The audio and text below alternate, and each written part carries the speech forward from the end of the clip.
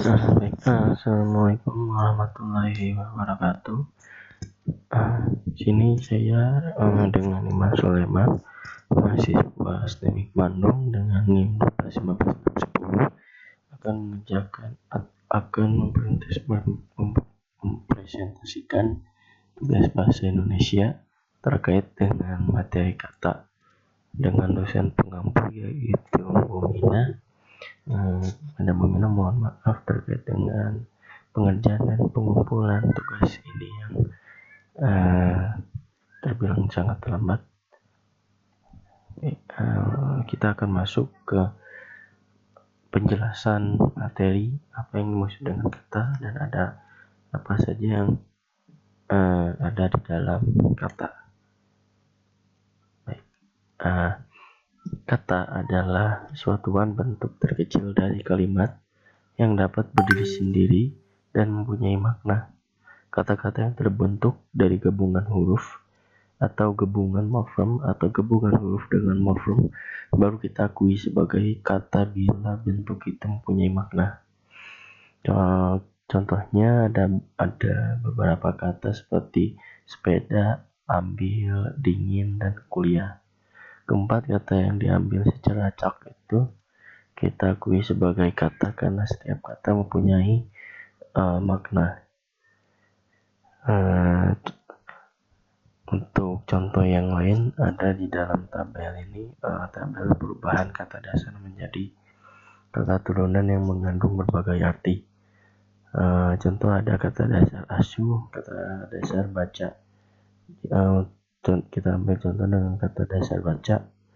Kata dasar baca jika dimasukkan ke kata pelaku maka akan menghasilkan pembaca. Jika kata dasar baca masuk ke kata proses maka akan menghasilkan pembacaan.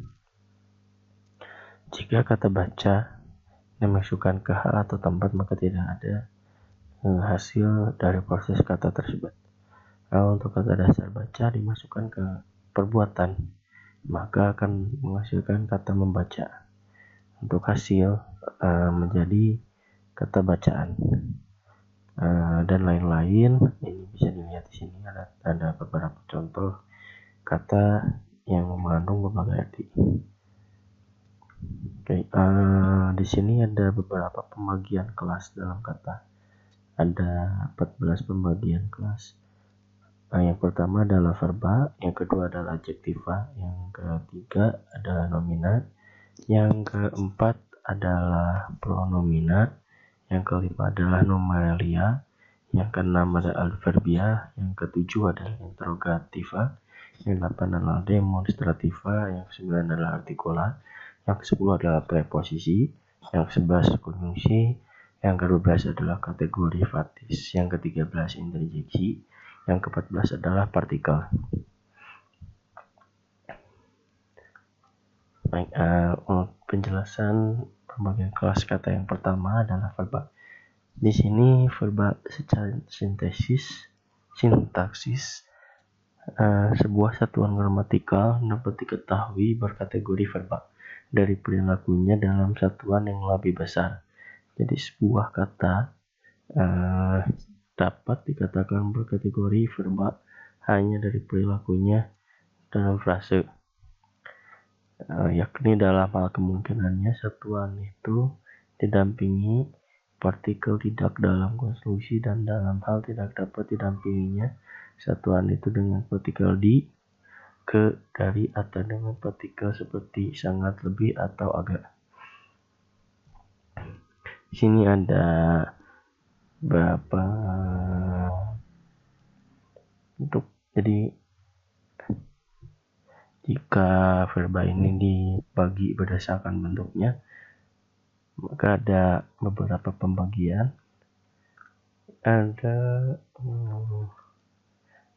3 pembagian. Ada dari bentuknya, ada dari banyaknya nomina yang mendampingi, dan ada juga dari hubungan verba dengan nomina. Saya akan menjelaskan terlebih dahulu untuk pembagian berdasarkan bentuknya. Yang pertama adalah verba dasar bebas. Verba dasar bebas yaitu verba yang berupa morfem dasar bebas. Contohnya duduk, makan, mandi, minum, pergi, pulang, dan tidur. Contoh kalimatnya itu adalah, contoh kita ambil dari kata minum. Misalkan saya minum teh hangat. Nah, seperti itu. Untuk yang kedua adalah verba turunan. Verba turunan yaitu verba yang telah mengalami afiksasi, reduplikasi, gabungan, proses, atau berupa paduan leksem. Sebagai bentuk turunan dapat kita jumpai. Contohnya ada verba berafiks. Ya, verba berafiks. Lalu ada verba berduplikasi. Ada verba berproses gabung, ada verba majemuk. Untuk verba berafiks ini contohnya adalah ajari, bernyanyi, bertaburan, bersentuhan, ditulis, jahitkan, kematian, melahirkan. Kita ambil contoh sebuah kalimat. Misalkan ditulis proklamasi ditulis oleh presiden pertama, yaitu Presiden Soekarno-Hatta.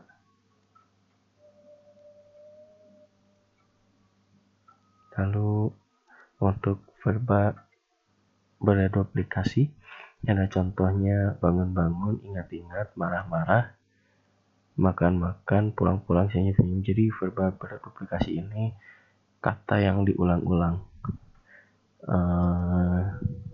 Misalkan ingat-ingat, kita ambil sebuah kalimat, ingat-ingat, tolong dek, ingat-ingat di mana barang yang kau simpan tersebut. Seperti itu. Baik, untuk verba proses gabung ini ada bernyanyi-nyanyi, tersenyum-senyum. Misalkan kita ambil contoh kata tersenyum-senyum. Perempuan tersebut tersenyum-senyum setelah dirayu oleh seorang laki-laki. Untuk verba majemuk ini ada contohnya cuci mata, campur tangan, unjuk gigi. Misalkan cuci mata. Saya akan pergi ke kebun teh di Lembang untuk melakukan cuci mata. Ini cuci mata dalam artian ingin menyegarkan penglihatan setelah sekian lama berdiam di sebuah kota. Kita lanjut ke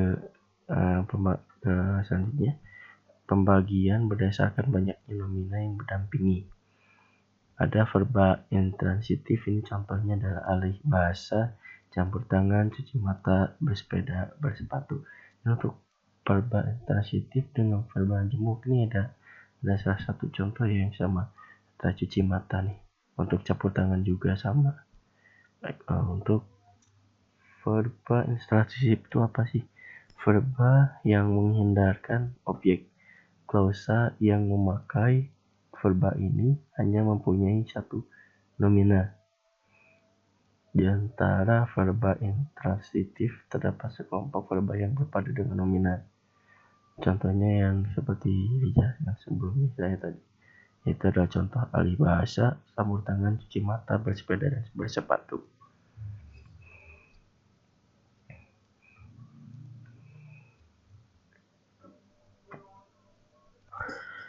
Lalu kita lanjut ke verba transitif.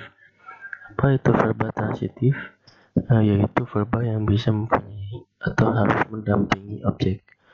Berdasarkan banyaknya objek, terdapat beberapa verba dari transitif, yaitu ada verba monotransitif, verba bitransitif, dan verba ditransitif. Verba monotransitif yaitu verba yang mempunyai satu objek. Contohnya saya menulis surat. Jadi saya ini sebagai subjek dan surat ini sebagai objek. Lalu apa itu verba bitransitif? Bitransitif yaitu verba yang mempunyai dua objek. Contohnya itu adalah ibu memberi adik kue. Ibu memberi adik kue. Jadi ibu ini di sini sebagai subjek, memberi adik ini sebagai objek yang tidak langsung. Lalu kue ini objek langsung. Lalu ada verba ditransitif. Verba ditransitif itu verba transitif yang objeknya tidak muncul. Contohnya adik sedang makan, jadi dia secara sendiri itu adik sedang makan. Nah, dilihat dari hubungan verba dengan nomina, verba dapat dibedakan menjadi 4. Verba aktif, verba pasif, verba anti-aktif, dan verba anti-pasif. Ini verba aktif yaitu verba yang subjeknya berperan sebagai pelaku. Verba demikian biasanya berprefiks ber atau tanpa prefiks. Contohnya, ia mengapur dinding, saya memakan nasi, saya makan nasi. Lalu ada verba pasif. Verba pasif yaitu verba yang subjeknya berperan sebagai penderita. Penderita sasaran atau hasil. Verba demikian biasanya diawali dengan prefiks di atau ter. Apabila ditandai dengan prefiks ter yang berarti dapat di atau tidak dengan sengaja, maka verba itu bermakna perfektif. Contohnya, baju dipakai ayah, buku itu terinjak olehku. Lalu ada verba anti-aktif. Verba anti-aktif atau ergatif yaitu verba pasif yang tidak dapat diubah menjadi verba aktif dan subjeknya merupakan penanggap yang merasakan, menderita, mengalami. Contohnya ini adalah ibu kecopetan di bis, kakinya terantuk batu. Lalu ada verba antipasif. Verba antipasif yaitu verba aktif yang tidak dapat diubah menjadi pasif. Contohnya itu adalah Pak Tani bertanam jagung. Lalu ada ia haus akan kasih sayang. Selanjutnya ada pembagian kelas kata nomor kedua yaitu adjektiva.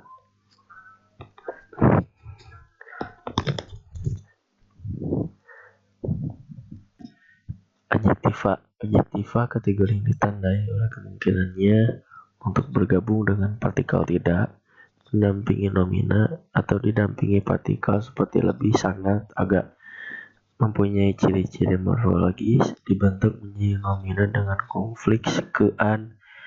Dari bentuknya dapat dibedakan menjadi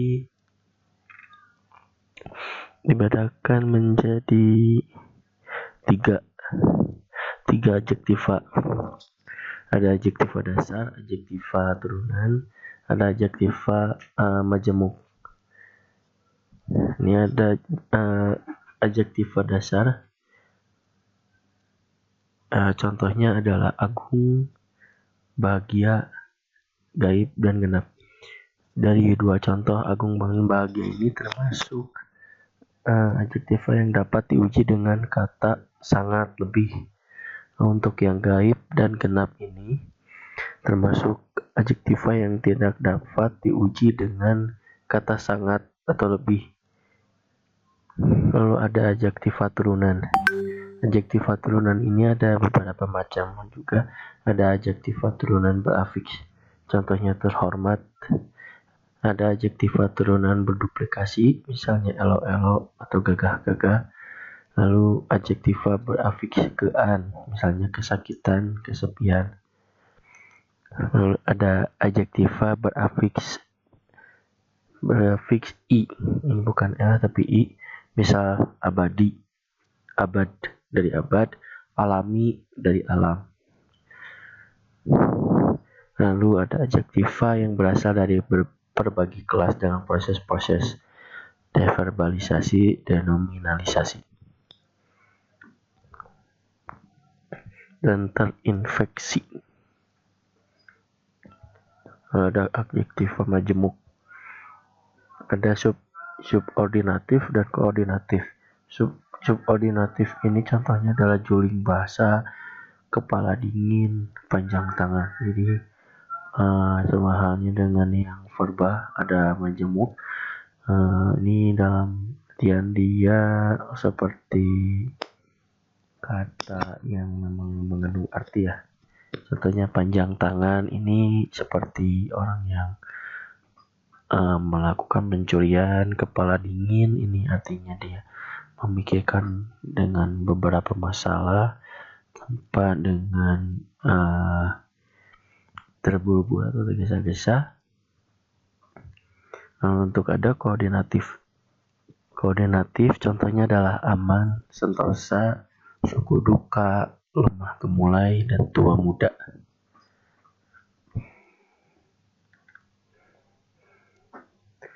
Lalu ada yang ketiga, bagian kelas kata yang ketiga, ini adalah nomina.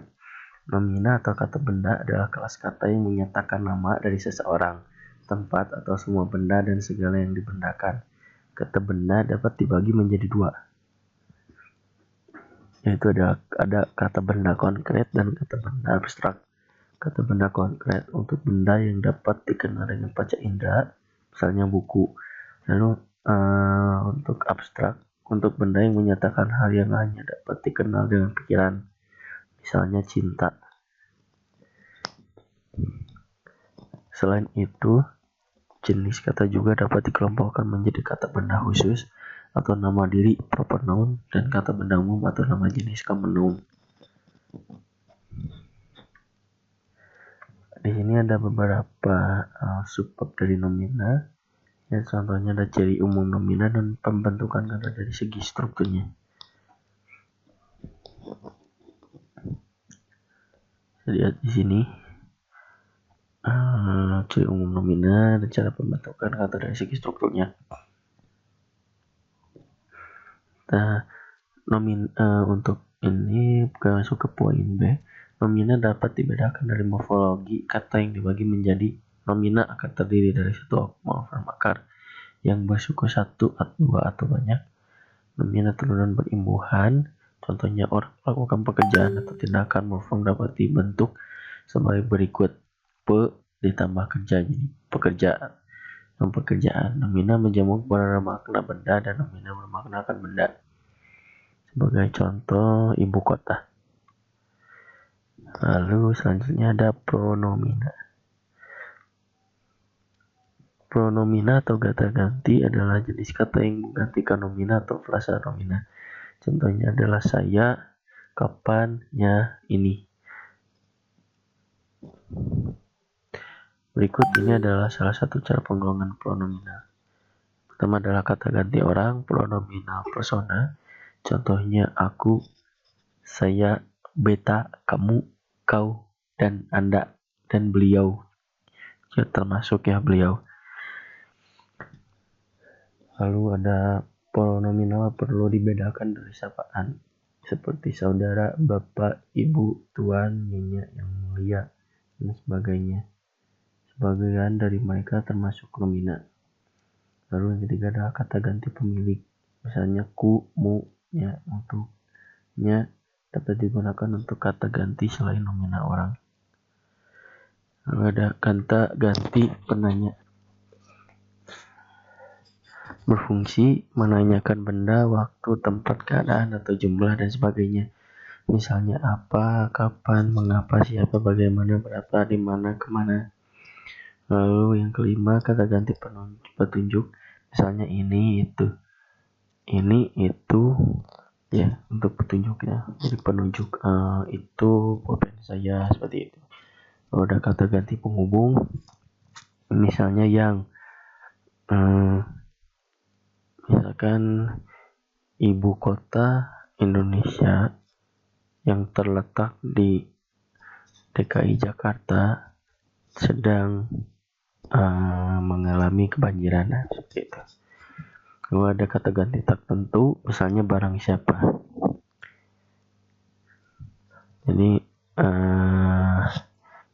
Misalnya kata ganti tertentu ini, kalau misalkan diambil dari contoh barang siapa ini, jika termasuk agama Islam mungkin sering ditemukan ya barang siapa. Lalu ada kelas kata numeralia. Yang kelima, numeralia ini kata yang menyatakan jumlah benda atau jumlah kumpulan atau urutan tempat dari nama-nama benda. Yang pertama adalah sifat numeralia. Sifat ini apa aja? Dapat dibagi atas kata bilangan utama, contohnya 1, 2, 3, dan sebagainya. Kata bilangan tingkat. Ada pertama, kedua, ketiga. Lalu kata bilangan tertentu, beberapa, segala. Lalu ada kata bilangan kumpulan. Kedua, ke-10, ke-1, dan sebagainya. Lalu penggunaan kata bilangan numeralia. Yang pertama adalah angka dipakai untuk menyatakan lambang bilangan atau nomor. Contohnya 1, 2, 3, dan sebagainya. Dipakai untuk melambangkan nomor jalan, rumah pada alamat. Misalnya jalan Tanah Abang 1, nomor 15, Hotel Indonesia kamar 169. Lalu digunakan juga untuk menomori bagian karangan dan ayat kitab suci. Misalnya surah Yasin ayat 9, bab 10, pasal 5, halaman 252. Lalu ada penulisan lambang bilangan yang dengan huruf. Dibagi menjadi 2. Ada bilangan utuh 222, 222. Bilangan pecahan 1/8, 2/5. Lalu ada penulisan lambang bilangan tingkat. Misalnya Pakubuwono X dalam kehidupan pada abad ke-20 ini. Lihat bab pasal 5 bla bla bla bla. Lalu ada lambang bilangan yang mendapat akhiran an, misalnya sebagian. Lalu ada bilangan yang dapat dinyatakan dengan 1 atau 2 kata. Misalnya Amir menonton drama itu sampai 3 kali. Wah, rame nih kayaknya dramanya nih. Lalu ada lambang bilangan pada awal kalimat ditulis dengan huruf. Misalnya 15 orang tewas dalam kecelakaan itu. Innalillahi.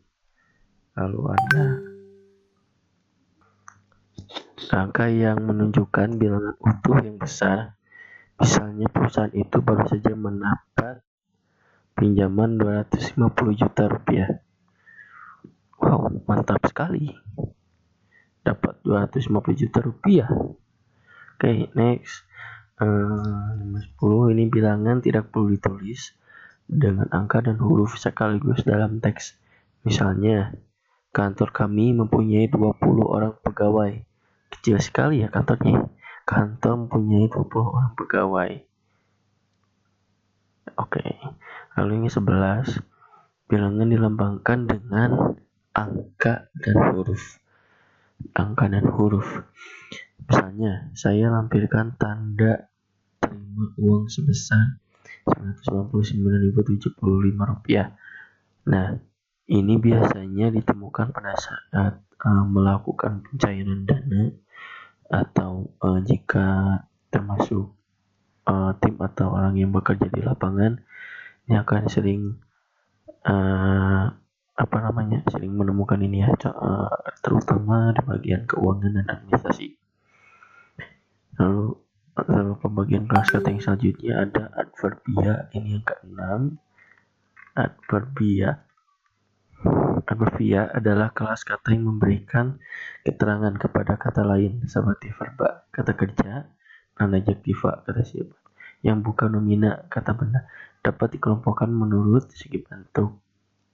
Terbagi menjadi 2, yaitu tunggal, adverbia tunggal, terbagi 2 lagi, yaitu pada dasarnya baik sekali anak itu, dan kata berafiksnya sebaiknya dompet itu dikembalikan kepada pemiliknya.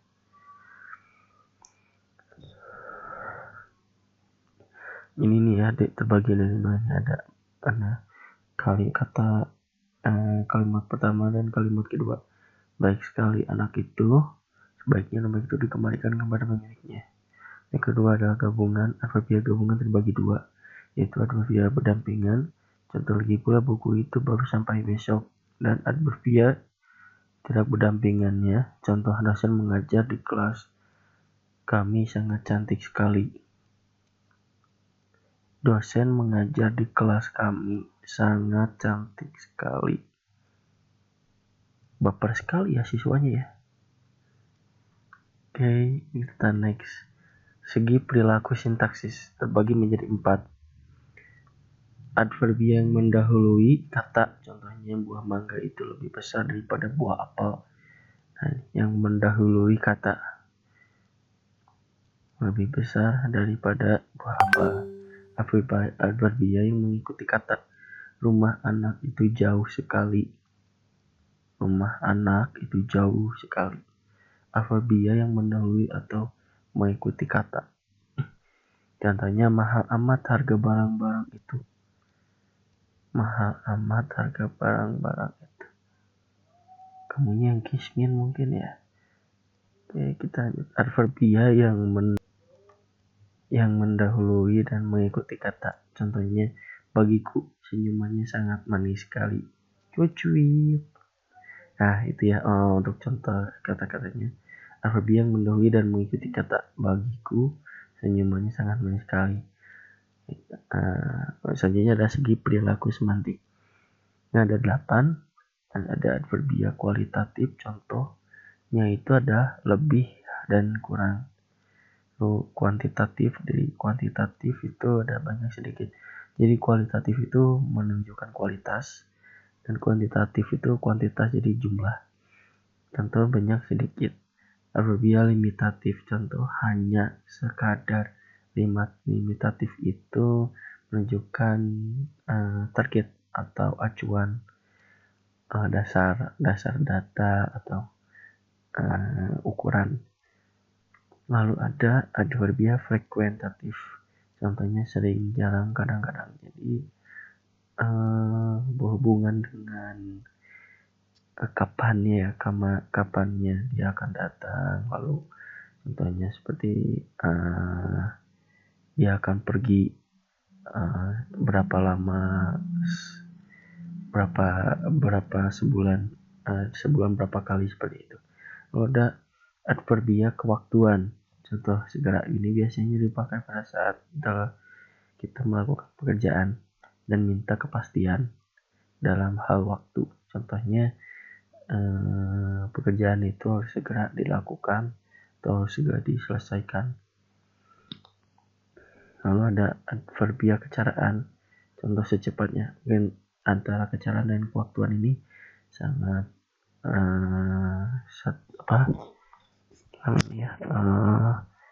terhubung satu sama lain dalam hal misalkan dalam pekerjaan.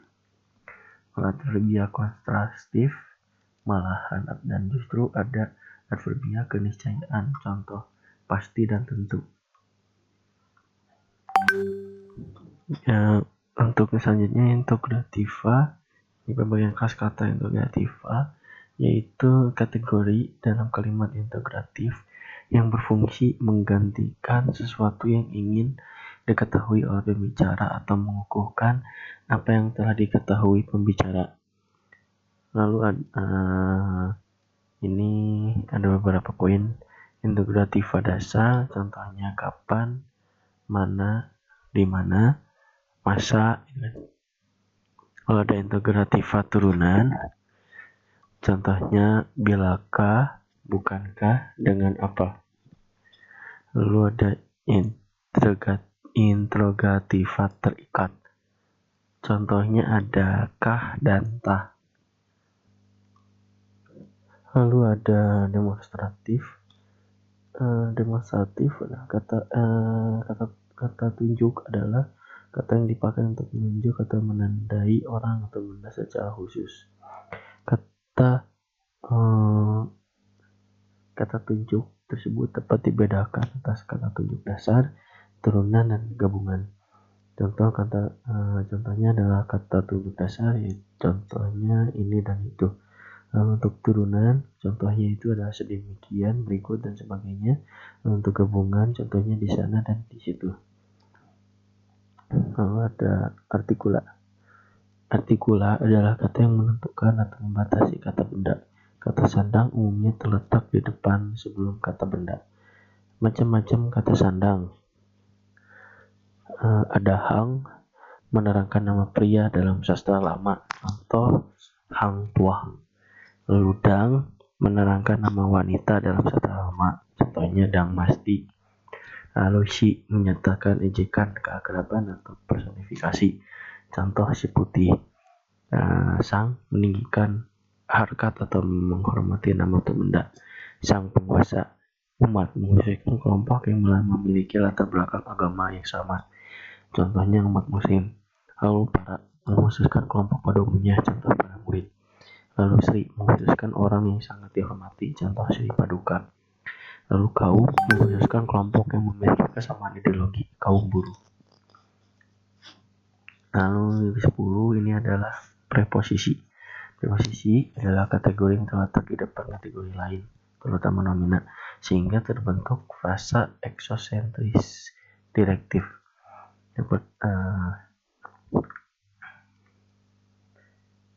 Ada dua jenis preposisi, yaitu preposisi tunggal dan preposisi gabungan. Preposisi tunggal dapat berupa kata dasar, kata prefiks, kata berprefiks, bersufiks, kata berprefiks dan bersufiks. Contoh dari kata dasar adalah antara, anak dan ibu. Lalu contoh dari berafiks adalah bersama dan beserta. Lalu contoh dari berprefiks adalah beserta ayah, beserta ibu. Lalu kata bersufiks contohnya dari bagaikan. Contoh kalimatnya itu cantik bagaikan bidadari. Lalu kata berprefiks dan bersufiks contohnya itu dari kata melalui, dengan contoh kalimat dikirim melalui pos. Lalu preposisi gabungan. Preposisi gabungan terbagi menjadi 3, yaitu preposisi yang berdampingan, contohnya daripada dalam kalimat menjadi menara ini lebih tinggi daripada pohon itu.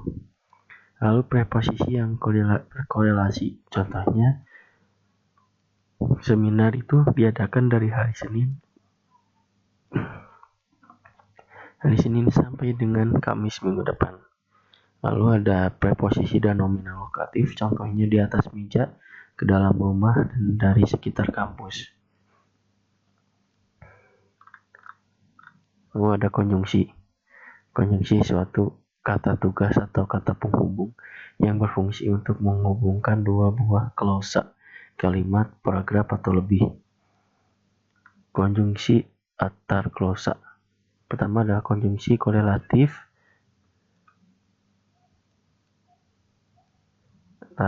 Konjungsi atau klausa adalah kata hubung yang menghubungkan dua buah klausa atau lebih. Dan ada beberapa macam dari konjungsi ini, ada 3, yaitu korelatif, subordinatif, dan koordinatif. Konjungsi korelatif yaitu konjungsi yang menghubungkan dua buah klausa yang memiliki hubungan sintaksis setara. Contohnya baik, maupun, bukan, hanya, melainkan, dan sebagainya. Lalu ada mengkonjungsi subordinatif. Konjungsi ini menghubungkan dua buah klausa yang memiliki hubungan sintaksis yang tidak sama, yaitu bertingkat. Contohnya saya giat belajar agar tidak menjadi anak yang malas. Jadi ada peningkatannya, dia tidak mau menjadi anak yang malas. Lalu ada konjungsi koordinatif. Konjungsi koordinatif, konjungsi ini sama seperti korelatif, yaitu menghubungkan dua buah klausa yang sejajar, tetapi konjungsi ini hanya terjadi pada klausa-klausa yang sederhana. Kau boleh datang bersama aku, tahu bersama Indri. Untuk selanjutnya ada pembagian kelas kata kategori fatis. Kategori fatis ini adalah kelas kata yang bertugas memulai, mempertahankan, atau mengukuhkan komunikasi antara pembicara dan pendengar, dan biasanya terdapat dalam konteks dialog. Konsep ini diperkenalkan pada awal abad ke-20 oleh Bronisław Malinowski, seorang antropolog Polandia, dan diambil dari bahasa Yunani Panein. Dalam bahasa Indonesia, kelas kata fatis diusulkan oleh Rimurti Kelida Laksana tahun 2008. Apa sih contoh dari kalimat kategori fatis ini atau dari kata kategori fatis ini? Contohnya adalah kok, deh, dan selamat. Ya, dalam kalimat misalkan kamu kok ganteng, lalu untuk selamat dan selamat ulang tahun yang ke-20, semoga panjang umur dan sehat selalu, seperti itu. Lalu masuk ke interjeksi, kelas kata ke interjeksi. Interjeksi ini merupakan kata seru yang mengungkapkan isi hati dari si pembicara. Kebanyakan orang untuk mengungkapkan isi hati seperti rasa kagum, jijik, heran, atau takut. Mereka dan juga kita menggunakan berbagai kata seperti wow, ih, oh, dan sebagainya. Nah, contoh, idih, mengapa cium tanganmu yang bau itu? Celaka, aku tidak membawa HP. Contohnya seperti itu. Jadi mengungkapkan isi hati dari si pembicara tersebut. Yang terakhir adalah partikel.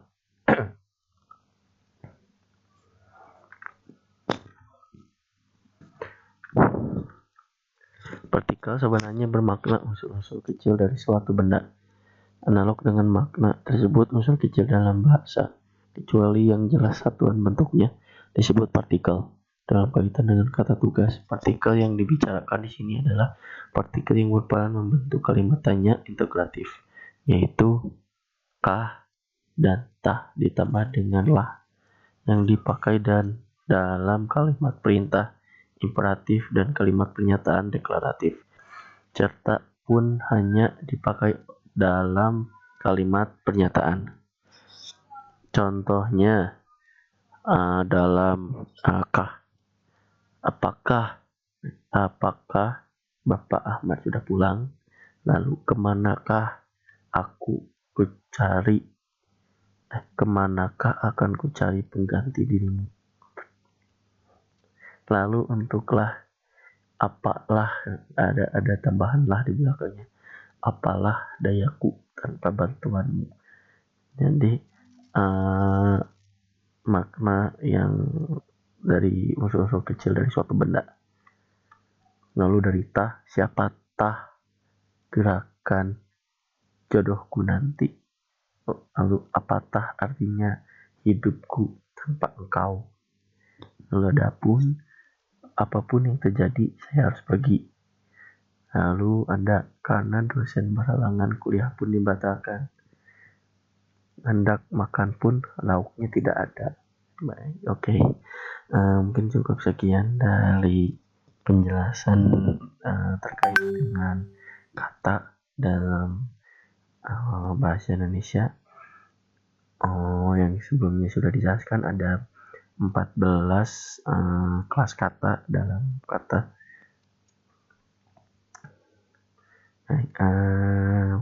Cukup sekian dari presentasi saya dari video ini. Mudah-mudahan bermanfaat dan berguna bagi mahasiswa atau mahasiswi dan dosen-dosen yang lain. Terima kasih kepada Bu Mina sebagai dosen pengampu. Baik, cukup sekian dari saya. Assalamualaikum warahmatullahi wabarakatuh.